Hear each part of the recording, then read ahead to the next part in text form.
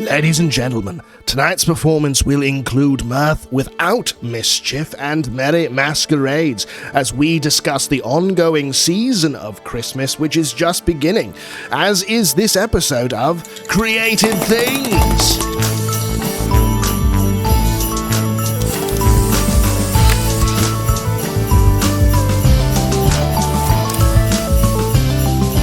Blessed Christmastide to ye, and welcome to Created Things, the only arts podcast hosted by two amateur ornithologists, but definitely professional merrymakers. I am your host, artist and psychotherapist, Jacob Flores Popchek, and with me as ever is my brilliant friend, medievalist, and Catholic priest, Father Gabriel Toretta. How are you doing, good sir? What's up, bro?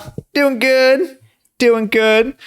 Sitting here, enjoying days of Christmas to come, Christmas past, Christmas present, all of the above. Christmas past participle. Yeah. Future Christmas, future past perfect participle. Those get fun. Yeah. Those ghosts are less popular. Yeah, it's weird. Yeah, they're only for grammarians, and so they're like kind of more boring than the normal ghosts, but more precise. But in fairness, I mean, I feel like grammar Nazis are in need of paranormal holiday visitations, probably more at least as much as the rest of us, surely. Yeah, I mean, ghosts are equal opportunity employers. I respect that. So yeah, I respect that. Yeah, equal opportunity haunters. Well, Merry Christmas to you. At time of recording, we are in the week leading up to Christmas. At time of airing, it is immediately after Christmas. So this is our big post-Christmas. What is that thing? Neither you nor I are sportsmen, but this sort of like after the football game, they all sit down and they all do sort of debriefing. I was going to call it a debriefing, but I think that's what you do after like a battle, which is different. Yeah. I also think about like after The Walking Dead on TV, they would always have a show immediately following it called The Talking Dead, which was literally just a panel of comedians just riffing on the episode that had just aired live. Okay, that's brilliant. Yeah, respect. So this is sort of that. This is the Talking Dead of Christmas. We're sort of sitting down to do that. But Christmas, of course, as most priests are very, very happy to tell you in their Christmas Day homilies, does not end on Christmas Day. It is in fact, an ongoing affair. Yeah. To wit, so I remember when I was a kid, there's this song, The 12 Days of Christmas, of course. Mm-hmm.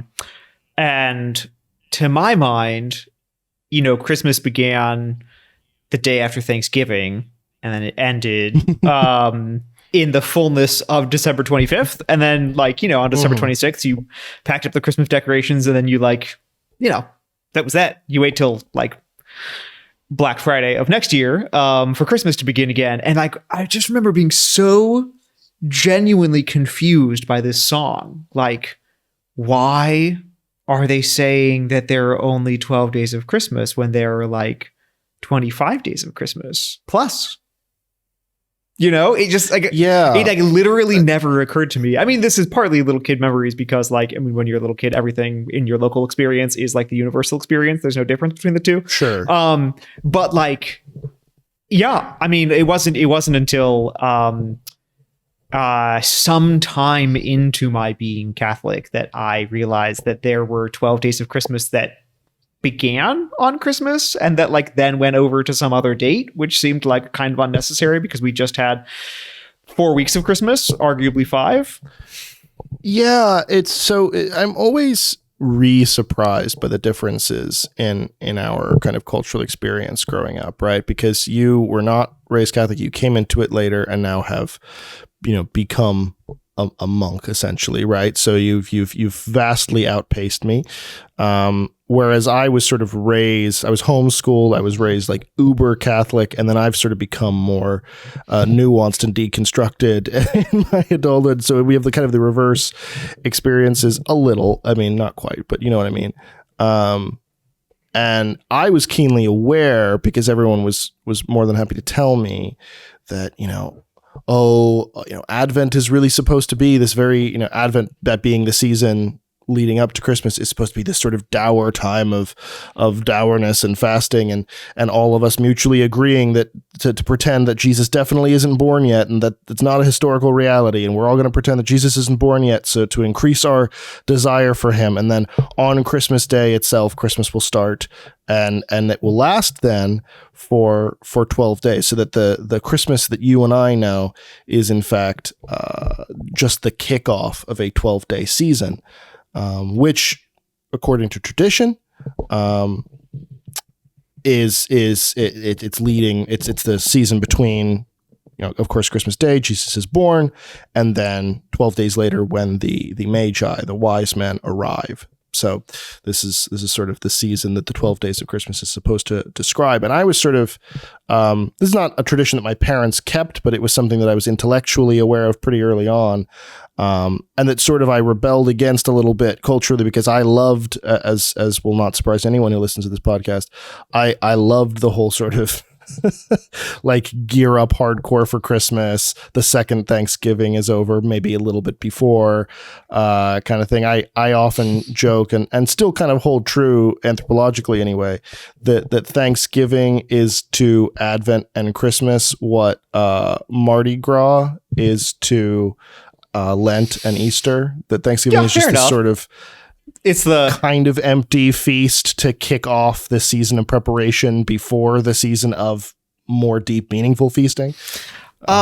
Yeah, I've never exactly thought about it like that, but it is fair. I mean, the Advent usually starts like what, the Sunday after Thanksgiving or something. That's just a couple days later. Yeah. And that's not crazy actually, because of course it's accidental for us. It's just because it's a harvest festival or whatever, but I think like there are certain things that just work for human beings, right? Like this is when you get into folklore or anthropology, like there are certain things that we just vibe with. That you see repeat throughout different human cultures, and like a big feast kickoff before a season of preparation leading up to a much more meaningful celebration is like kind of a common motif in the way humans celebrate. It makes sense. And I think Thanksgiving has just sort of de facto earned that place, because nobody really cares what Thanksgiving is actually celebrating unless you're like weird and alt-right.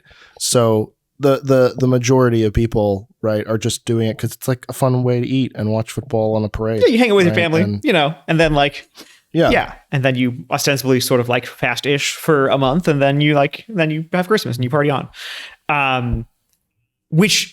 So interestingly, and typically, when thinking about this, I went ahead and looked at some of my old scholarly books, and it looks like the first sort of clearest mention of these two dates, December 25th and then January 6th, as like a unit, and all the the days between being a unit that's considered like as one thing. So like what we could think of as like the 12 days of Christmas that we could hypothetically, and we'll talk about this, write a song about. It seems like the first time that this happens that we have a clear record of it is in 567. There's a council in Tours in France. Council of Tours. They were touring around France. They were having some tours. They did this council. Yeah, they were arguably tourising to France. Yeah. And when they were touring to France in 567, they decided to write about this. And so they said, it's actually in the context of talking about fasts. Interestingly, it's talking about like different fasts, like when you're supposed to fast during the year. And so it says like, you're going to fast for all of December in preparation for the birth of Christ. And then it says, and because every day between the birth of Christ and Epiphany, so that's December 25th and January 6th, are feasts. And then it goes on to explain some interesting things about like what they've done to like substitute Christian practices for pagan practices on New Year's, actually, January 1st, which is interesting. Like our New Year's at least. But anyway, so it's this kind of brief passing reference, but this seems to be what people discuss as like the first time that these two dates are talked about, like in a single breath, as belonging to the same thing, and that every day there is like a liturgically considered, or from a Christian perspective considered as like a single time of celebration and festivity. But like just really briefly, that's a pretty natural and organic development from the history of the ways in which these days come about. So the briefest version is that around 336 in Rome under Constantine, the first Christian emperor, Rome starts celebrating December 25th as the birthday of Christ. There's a back history to that before the emperors are Christian, but that's perhaps a different story. But it's building on a 3rd century pagan tradition, so not super old, but some 3rd century pagan tradition. And then in 336, Constantine says, "All right, so we're gonna, like in Rome, we're gonna celebrate this as the Nativity of Christ." Generally, people had been celebrating January 6th as the Nativity of Christ. So that seems to be the sort of like, and they're celebrating sort of everything. So like, right, yeah, everything. Magi, much the same way that we do, most of us culturally today, yeah. So they're kind of celebrating everything as one big, like everything to do with like the first 3 chapters of Luke, or the first chapters of Matthew, or whatever. Everything all being celebrated kind of on January 6th.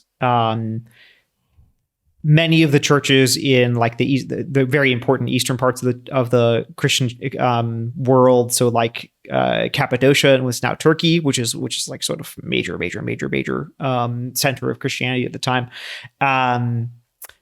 switches to match Rome's dating in the early 4th century. So pretty quickly, very quickly, actually, after Rome makes the switch, they make the switch. Other places hold on for a little bit longer. So like Jerusalem, which was also, of course, an early and major center of Christianity, only switches to start celebrating Christmas on, separating the birth of Christ as a separate feast from, like, say, the Adoration of the Magi and everything else that entails. Separating those two, and then celebrating it on December 25th. They start doing that in like the 6th century. And I want to interject here only because I think there is this narrative, and we've talked about this before, that whenever religion is, it's a secular narrative, but the narrative goes that basically whenever religion is making something official, it's always to suppress or repress something else. We're coming in and we're forcing down the poor pagans, and we're, putting Christmas in its place. And that's just really not what happened here specifically. I mean, the pagan tradition you're referring to is this idea that men were always, like, great heroes were always conceived on or always died on the same day that they were conceived. And so there was this understanding in that tradition that, okay, well, Jesus must be a great hero. Okay, great. So, and we basically know more or less according to tradition when the Annunciation happened. This is when he's conceived. So we're going to go exactly 9 months from there. That's December 25th. So perfect. That's when we're going to celebrate Christmas. And so the king is, the emperor is basically saying, all right, guys, like, all the different local communities have celebrated Christmas at the times that sort of make sense to them, but I'm just kind of making this executive decision that we're all kind of going to put it in this day. And nobody's getting, suppressed by this, but this is what you have to, with a modern lens, if the president now were to say, hey, we're all shifting this date, everyone would be up in arms, because we live in a nationalistic society where we're all looking to, the president to sort of safeguard us in that way. But this is a different thing where people all have local customs. And there is this kind of understanding that if I go one town away, they might celebrate Christmas on a completely different day than I do. And that's okay with me, right? There's not, so the emperor kind of coming in and saying, hey, let's all get on the same page because this one is particularly important. That's not ruffling feathers. That's not suppressing people. That's just what we kind of expect the king to do. That's sort of his job, to get us all on the same page that way. Yeah, there's definitely a very different sense of like what's I mean, this is not a democratic society. Okay. So this is a totally different sense of like what it behooves the leader to do and to be in charge of. And like, so yeah, so that's a big thing. And even the relationship between Christianity, this new fangled religion, and quote unquote paganism, which is hardly a monolith, and like every different place is a totally different religion. And it's sort of problematic historically to refer to it just generally as paganism. But like very rarely, are Christians coming in and saying, okay, pagans, we're not going to do blank anymore. We're going to do blank instead. And the pagans just kind of all going along with this. Hey guys, sword point. That sounds great. Right. Well, because everybody knows that like no one would do that. So then it's assumed that like Christians are just sort of threatening them into doing it. But it really isn't. I mean, I'm not even saying that Christians were always unilaterally good enough to not do that, because certainly by the 1700s they were in many cases with colonialism and things. But for the most of the history of the church, we were sort of the little guy, right? So there was really not the industry or the systems to be able to go in and start threatening people, right? Like most of the time when we say, oh, this feast supplanted a pagan feast, it was in a complimentary way, like I'm saying here. So there's this pagan tradition that a great hero dies on the day he was conceived. Okay, we know basically, or was born on the day he dies, excuse me. So, we're going to, kind of do the math of that. And that's honoring the pagan tradition and building that into Christianity. That's not supplanting this pagan tradition. And I think that's important to recognize that there's this sort of complementarity and natural evolution that isn't necessarily happening at Sword Point all the time. Yeah. I mean, certainly not by the Sword Point. I would actually push back a little bit on this one, because I think there is a clear, I think there is a strong sense of supplanting going on here, and I don't think that's a bad thing at all. But I guess let me give back up and give it just a second of the sort of back history for why this date. Sure, yeah. Which I think just puts an interesting context and what you were offering there. So, so one is, so you make that interesting point about like the conception, is it birthday or conception day and like death day being the same. There's apparently, I was looking at this a little bit, because I have myself heard and read different things from scholarly practices, and like, so basically it's kind of disputed in the literature about whether Christians have the date of the Annunciation, which is so the conception of Christ, which ever since we've had a date for it has been March 25th. Whether that's the first date that we have, or whether it's December 25th. So clearly the two dates are linked, but there's some dispute about which one is primary, which one depends upon which. Interesting. There's it seems like there's a bit of a majority opinion that Christmas is first, and that the Annunciation depends upon it rather than the other way around. But that's not a universal opinion, and there does appear to be good grounds for there's enough historical uncertainty about it that one can think either way. So that's just an interesting point to offer, because either one of them is very interesting and very significant, and if whether we can come to an absolutely historically firm resolution or not, which I think is interesting. But in terms of like the supplanting or replacing, you mentioned the sort of diversity of the phenomena that we call like paganism, and that's a really helpful idea. Is particularly to point out here. So, like in a contemporary framework, we might think of like, oh my gosh, Christians coming in and using like violence and power to like suppress this ancient tradition that was very meaningful, and that's like ripping up their culture, and that's awful and this. But like, let's just take this and put it in its own context. So like, why December 25th at all? Like, well, obviously there's a natural connection there because of the equinox, and the darkest time of the year, and when the days start to grow lighter again. So that's totally natural. That's going to be because humans are embodied, that's built into the rhythm of our experience of our lives, so it's natural. Yeah, most groups just have a light holiday around that time. Exactly. Yeah. So that's totally intuitive. In the early 3rd century in Egypt, this starts being recognized as December 25th specifically starts being observed as the birthday of the sun. So let's just note, Oh, this is the 3rd century after Christ. So this is already not like a super ancient thing.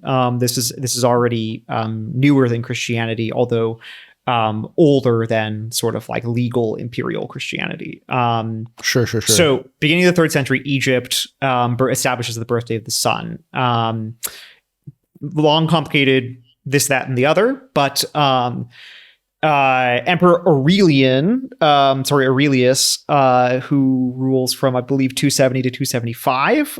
He is super duper into this relatively new divinity cult, Sol Invictus, the undefeated sun, which has a whole fascinating history I won't get into, but he is a major devotee, and he wants to make this an imperial thing. Like, he wants to get, like, throw the weight of the empire and the imperial throne behind, like, Sol Invictus. And so he takes something from this Egyptian custom, and in 274 he builds a big temple to Sol Invictus, to the unconquered sun, and officially establishes for the Roman Empire December 25th as the feast day of the nativity of the unconquered sun.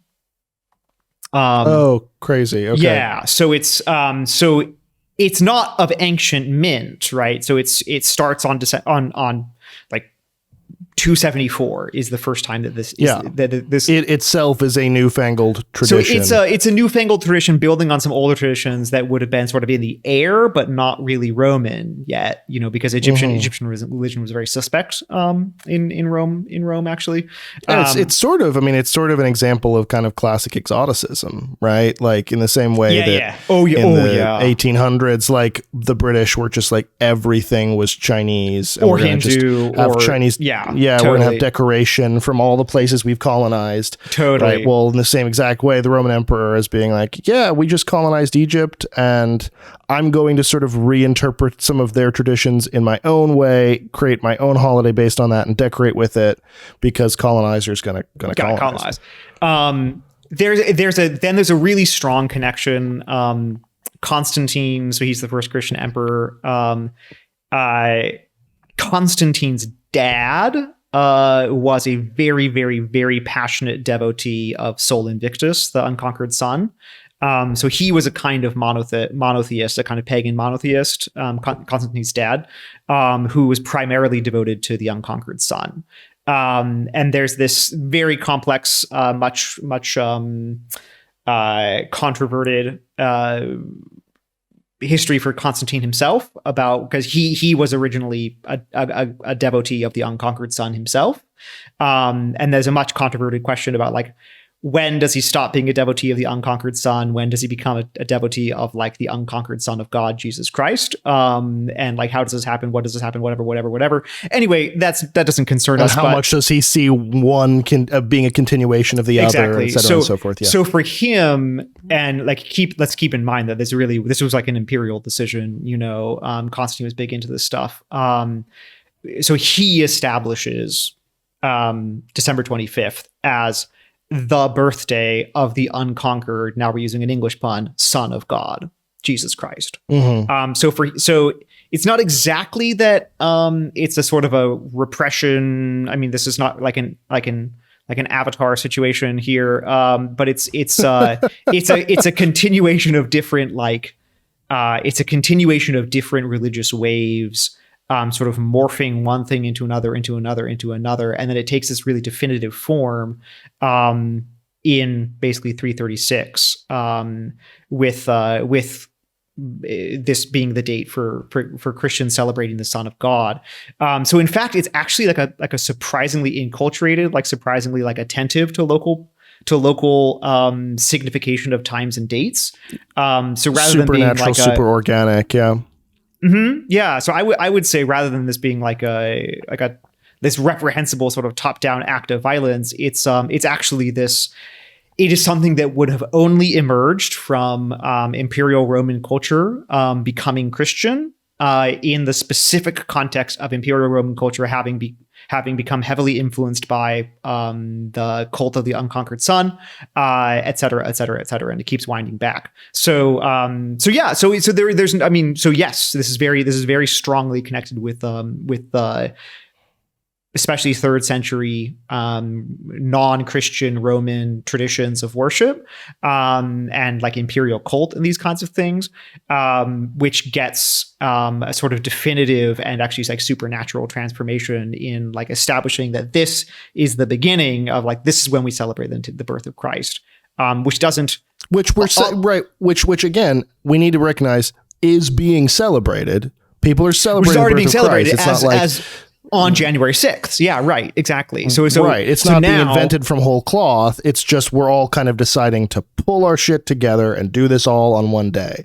So, and I think it's important too, because some people think like, oh, Christians are just inventing a new holiday. It's like, no, we were already celebrating it. We all just kind of moved it. And to bring this back to now and sort of the 12 days of Christmas now, I mean, you've been very helpful for me in understanding like most of the ways we do things in the modern era are very, very new and are completely different from how things were kind of always done regardless of culture. And one of the big ways you taught me this was in our episode on relics, right? I was very disturbed by this idea of, hey, you know, this was a holy person, so once they're dead, let's, you know, chop them up into 1,000 pieces and ship them off to every church on the face of the planet. I was disturbed by this because I come from the modern perspective that if something is holy, it is to be maintained at all costs, right? It's to be kind of held in place at all costs. But you pointed out that basically for every culture, for most of human history, the idea is no, if something is holy and has sacred power of any kind, you want to spread it out across the planet as far as it can go, because you want to you want to spread that power. That's amazing, right? And so that's just one example of kind of these very different conceptions. And with the 12 days of Christmas thing, there's kind of two things playing in here that we really have to understand. One being the idea of movable feasts, right? That you know, people didn't care as much as we do now when things happened. They cared that they happened, right? It was important that these people were celebrating the birth of Christ, and they weren't like, they didn't care that it was happening on the 6th or the 25th. That didn't matter that much to them, because what matters to them is just celebrating the birth of Christ. We're people who care a lot more culturally about dates than the ancients did in terms of like regular practice. Certainly there are scholars and things who care about like exactly what dates things happen on. But like for the average person who's just celebrating, it's like, do I care if it's like a week later? Not really. And so like this idea of movable feasts becomes really important within Christianity.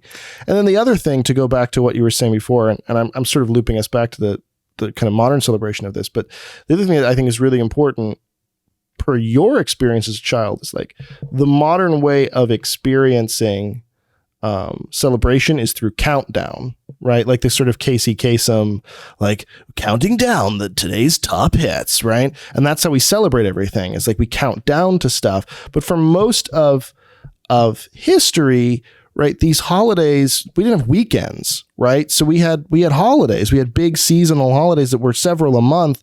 And so, you know, Christmas was sort of like, if you want to understand of how the ancients treat Christmas, it's very much how you and I treat Friday, right? Like, oh, you know, December 25th has just hit. It's Friday. That begins this season of celebrating and fun now. And so that's how we can sort of get the 12 days of Christmas that way. And it's not this sort of bumming like, oh, we can't celebrate Christmas up till then. It's much more like, no, it's Friday now, time to actually kick off our shoes and let our hair down and celebrate a little bit.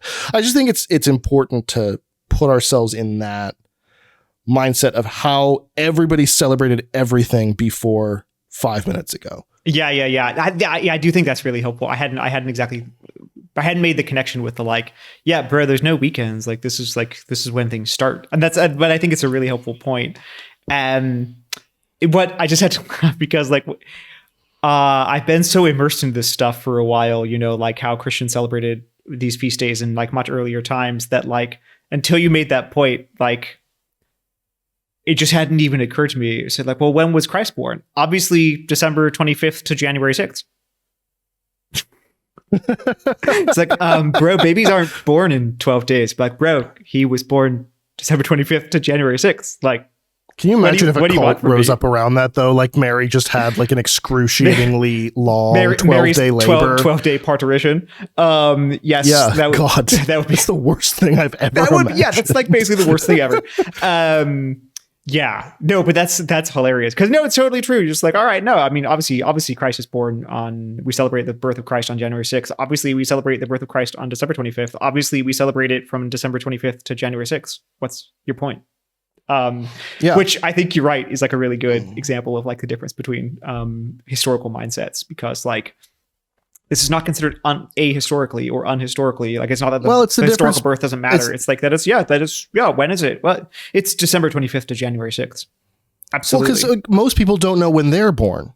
They know roughly like the month or the season that they were born, but most people don't know when they were born personally. or at least it's for not. most of Yeah, like, at tradition. least it's not what you celebrate exactly. Right. So like so there's this idea of and also the idea of date and countdown culture is a capitalistic one. And I'm not saying that with any sense of judgment necessarily. It's just objective truth. Countdown culture is a capitalistic invention of capitalistic culture where sort of Saint Day and Feast Day, that sort of it's Friday time to party culture is an agrarian one, right? Where you're working all the time, you're taking care of your animals, you're taking care of, all this stuff. And then here comes the feast day and it begins a season of feasting. Whereas in a capitalistic society, you have to kind of shift that to a countdown culture because I've got to sell you stuff all the way up until that date. Right. And so there's just a very different kind of, even on Christmas Day, it's like, okay, no, we're slaughtering the animals today and we're going to eat them for the next 12 days. Right. Whereas with, a capitalistic society where I'm selling you everything, I need the full season from Black Friday to Christmas to sell you shit. And then once Christmas is over, like I'll move on to the next thing to sell you for. And again, I'm not necessarily casting judgment on either of those systems.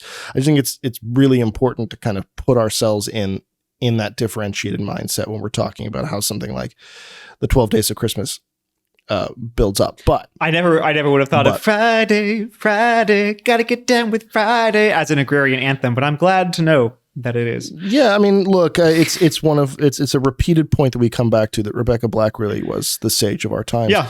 In any case, what I'm kind of fascinated to talk to you about, we're sort of doing one of our survey episodes here, which I like. But one of the things I really wanted to talk to you about was the different art that kind of stems from the 12 Days of Christmas, right? A couple of the best examples, because this, of course, is an arts podcast. And particularly for me, the 12 Days of Christmas was a very artsy time because of this sort of countdown culture that we all grow up in.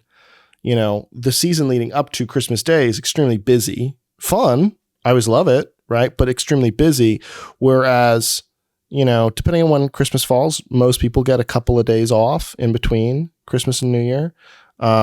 And there is at least some semblance of that. Hey, in the 12 days following Christmas, we're going to relax together. And so for me, that was often the time that, like, the day after Christmas, I'd be sitting there painting all day. Oh, cool. Right? Oh, that's great. Yeah. Right. Or those kinds of, or experimenting with the new art set that I got for Christmas. And I think, a lot of kids have that experience, where there's an exploratory sort of artistic thing that can happen in the immediate wake of the holiday explosion. And culturally, I think this is true. We've gotten a lot of really, really rich, weird, quirky pieces of art that have stood the test of time. One of those, of course, you mentioned, is this song, "The 12 Days of Christmas." Yeah, I mean, we can't talk about the 12 Days of Christmas without talking about, don't misunderstand me, the 12 Days of Christmas. because really, I mean, like I said, this was my first and for like a long time only introduction to the notion that there were 12 days of Christmas. I mean, I'd heard of the Shakespeare play Twelfth Night, but I just assumed it was about some random 12th night following an 11th. So that was actually going to be one of the other big pieces of art I mentioned. So I'm glad you threw it out there. Well, 12th Night and 12 Days of Christmas are two of these like sort of medieval-y things that are absolutely part of our modern culture. but in this very leftover way, like we don't really know why, but they're in the fridge if you want them. Yeah, exactly. So, okay. So listen, so we had this like long, very typical, sort of like historical background about how the day of Christ's birth gets, stretched historically from January 6th to December 25th, and then gets firmly pinned on both dates. But because it's been stretched from one to the other, it actually ends up just stretching from one to the other. So now we just literally have 12 days of Christmas. So from like Christians' festive celebration, it's just, like I said, well, when is Christ born? Well, December 25th to January 6th, duh, which is why we celebrate it from December 25th to January 6th. But of course, like this, because this is this big, this shapes a whole culture, a whole cluster, a whole sort of nebula of cultures around it. You get all the kinds of, this ends up reflecting the notion that you have 12 days of celebration, mapping very comfortably onto the natural desire of the human heart to like begin celebrating after the shortest day of the year. This is a very natural movement of the heart that like very understandably kind of gloms onto this like very enthusiastic Christian notion of celebrating the birth of Christ for 12 straight days. And so to me, it's very intuitive that you get these cultural phenomena, artistic phenomena about it, even when they're not like explicitly in any way connected with the birth of Christ, like the song, The 12 Days of Christmas, which has, I mean, I'm going to betray my ignorance here, and I hope that you can enlighten me. I have heard people try to give like sort of historical, allegorical readings of the 12 Days of Christmas, sometimes with enthusiastic Christian interpretation, sometimes not. And I admit my eyes kind of glaze over because it's just like, I don't care who the 12 Lords of Leaping are. Right. Well, so that there is a theory. Okay, the theory goes that so this is actually very important. Whether or not the theory is true, the historical reality that the theory is pointing to is really important when we talk about Christmas. So there's a period of time immediately following the monarchy of Charles I, where Puritans take over England. They basically run a coup in Parliament, take over England. Puritans. We did it, guys. White ruffs for everybody. Right. So England is already Protestant by this point. It's Anglican. But so, and they've already sort of rejected Catholicism. But for the Puritans, Anglicanism is way too Catholic still. They don't believe that you should celebrate anything. This whole idea of, like we've been talking about times of fasting and feasting, that the Catholics had, and it's a very sort of yin and yang kind of an idea. Like we're going to have a season of feasting, and then we're going to have a season of fasting to compensate for that, and then we're going to have another season of feasting to compensate for that. And it's they're very in union with one another. For Puritans, that is bullshit. We don't celebrate anything. So they make one of the first things they do. They make Christmas illegal. They make wearing color illegal. They make sport like tennis, and they make theater illegal, and they just kind of take over everything. Christmas tennis. In fact, going to church on Christmas becomes illegal because they're so. Wow. Because they're so concerned about the idea of people celebrating too much. So it becomes sort of a Jehovah's Witness kind of a thing where like we don't even go to church on Christmas on pain of arrest or death. It was really, really extreme, right? Eventually, Charles II, this is King Charles' son, comes back in. He's known as the Party Prince. He comes back in and he kicks the presents out, reinstitutes Christmas, reinstitutes. This is actually kind of why Shakespeare becomes a hit, because theater is made illegal for such a long period of time. That when people start digging out plays again, anything that was written that was too relevant to the time it was written in no longer is fun. And there haven't been new playwrights in like a really long time. And so Shakespeare has written these sort of pantomime-y folktale type things that kind of work in any day and age. And so they really hit when, and in particular, Twelfth Night really hits because it's this Christmas play, and we're all trying to kind of reinvigorate and rediscover Christmas after it was made illegal for this long period of time. And lots of other really cool art comes out of this. One of my favorite pantomimes is an actual a mock trial of Santa. Yes. Called how The old Trial is that? of Old, literally comes out of like the tail end of the persecution. So it's very, very old. Way. And no way. Okay. It's called the Trial of Old Father Christmas. And there's virtues on both sides debating him. Like some virtues are arguing on his behalf and some virtues are accusing him. And they all have like fish heads and stuff like this. And poor Santa's just like sitting in the box, like waiting to get his verdict. That's amazing. It's a really funny play. If you like Old English. Hey, who don't? Right. But anyway, so there is this tremendous persecution of Christmas and of anything that seems too Catholic-y during this period of time. And so this theory emerges in, fast forward, the 1970s. Yes. That the 12 Days of Christmas, which does date back to shortly after that time, was originally a memory tool, a mnemonic device for remembering important different elements of Catholic teaching without letting anyone know what you were talking about. Huh, so okay. the partridge in the pear tree, partridges very famously at that time anyway, would pretend to be wounded in order to distract a predator away from its nest so that the babies could survive and that it would like sacrifice itself basically.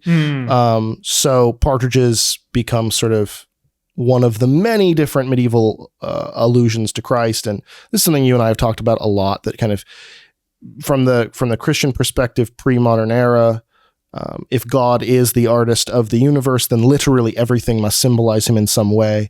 And so partridges become associated with this idea of sacrifice, sacrificing for your children, Christ on the cross. And so partridge in a pear tree, right, in this fruitful tree on the cross, the wood of the cross, the tree. And then it builds out from there. The what is it? I forget all of them. I know four calling birds is the four gospels, et cetera and so forth. There's not a lot of historical record to support this. This is a theory that emerges in the 70s. But the argument that people who subscribe to this theory make is that, well, of course there isn't a lot of historical record to support this because it was a secret song. Why would anyone have written down what the song meant? Because the thing about how secrets work. Now, what we do know is that it wasn't originally a song, that it was actually a rhyming game. So in 1780, a book is published called Mirth Without Mischief. Better than Mischief Without Mirth, I guess. Yeah, I guess so, yeah.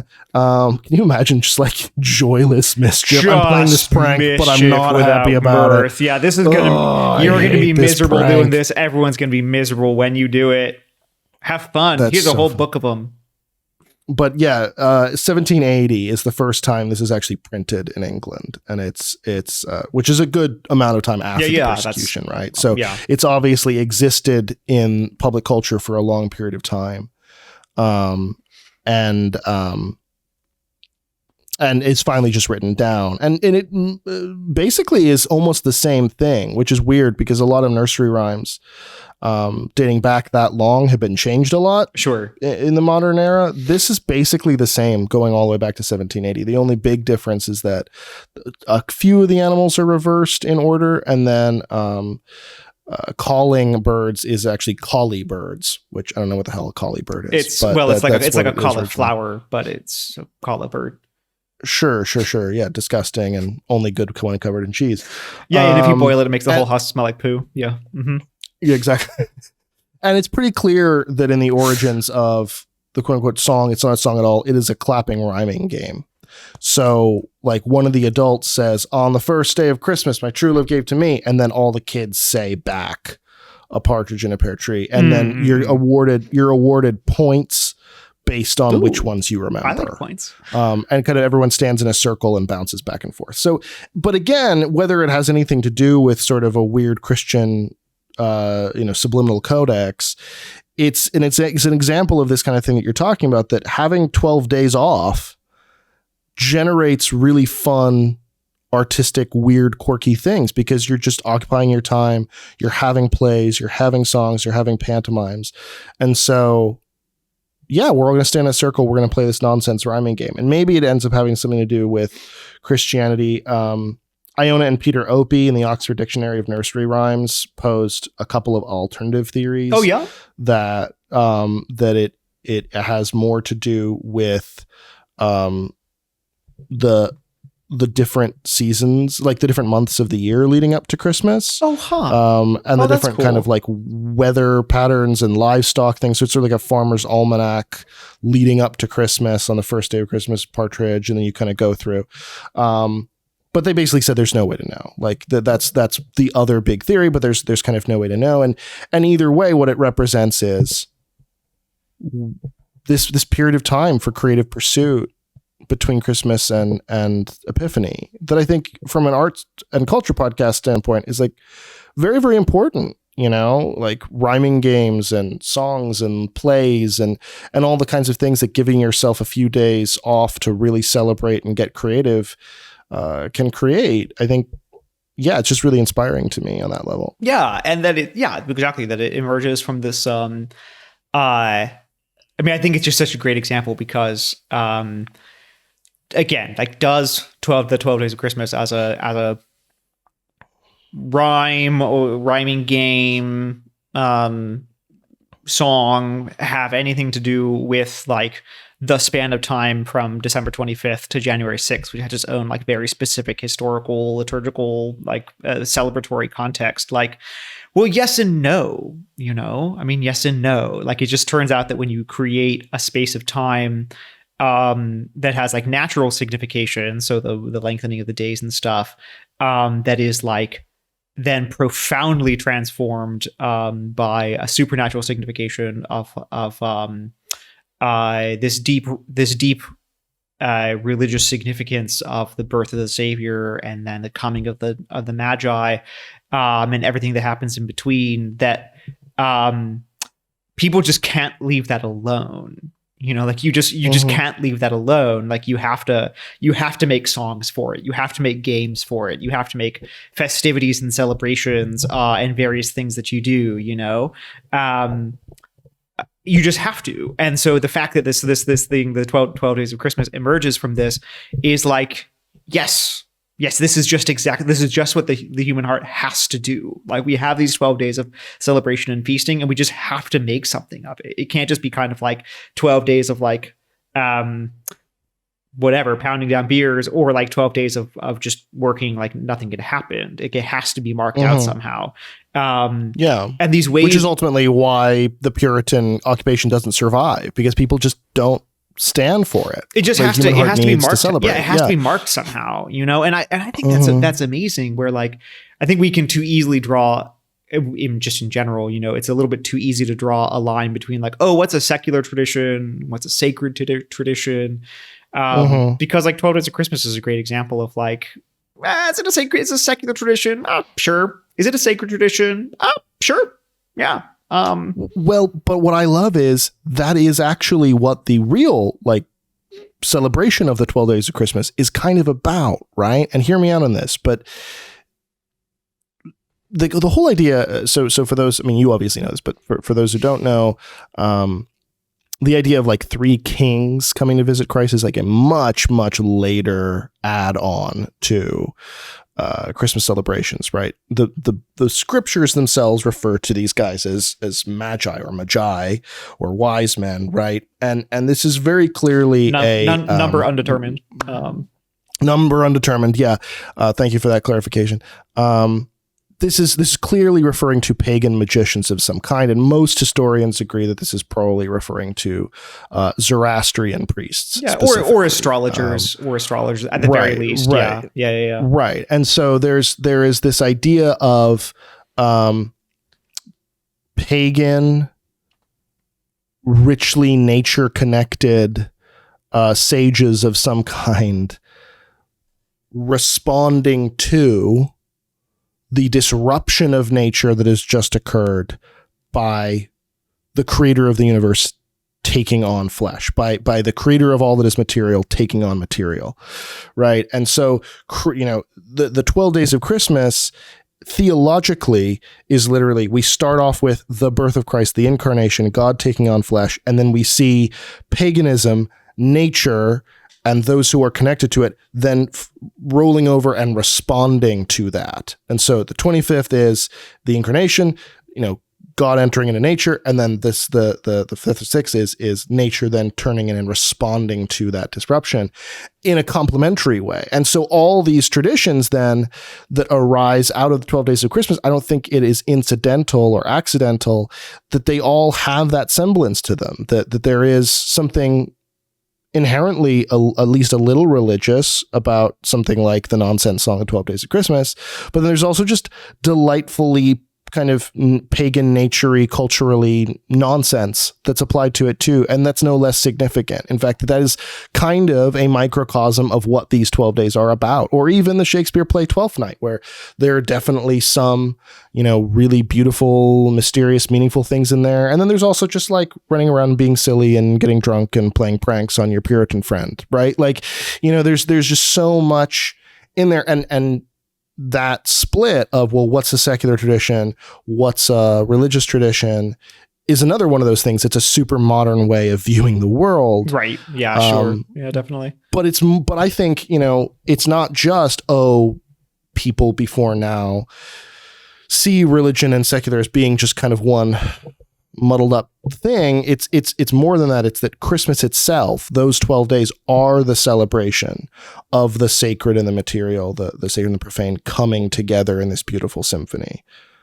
Yeah, no, that's exactly right. So, so for instance, there's one branch of 12th night celebrations. So either the nativity, either Epiphany on the 6th or the day before on the 5th. There's one branch of 12th night traditions where you have a party, and it's a modality of the classic kind of like fancy party or fancy ball or masquerade or whatever. But its specific nature is that men and women dress in each other's clothes. Yeah. And which I think is particularly hilarious. And it's you say like, well, what does that have to do with anything? Other than just like people like to wear fancy clothes and people like to wear funny costumes. And like, if you have a whole group of people and everyone wears each other's clothes, like this has its own sort of hilarity to it and ribaldry and whatever and all the rest, which is all great. But there is also, I would be willing to make a case that this is also tapping into the same drama that you're pointing to, which is that like there is something about this signifying like the topsy-turvydom of the world, right? So like the king of kings is born like naked in a stable or a cave. The light of all lights is like born in the darkness of a cave under a mountain or whatever, and and all of this, like the helplessness of the infant child, and his supreme divinity, like the things that are weakest in the world here is revealed to be the truest power, and everything that seemed to be the most powerful in the world is revealed to the weakest. These sort of delightful yet sacred contradictions that Chesterton often talks about. Yeah, it's very Chesterton. This is what Chesterton is doing. Like he's tapping into, in a very real way, because a lot of like the 12th night, 12 days of Christmas kind of stuff that you and I know just happen to be very English for obvious reasons. And, Chesterton is just full of this. You could say that this is a man whose like whole way of thinking about the world is informed by the 12 days of Christmas, and by this like topsy-turvydom of the world.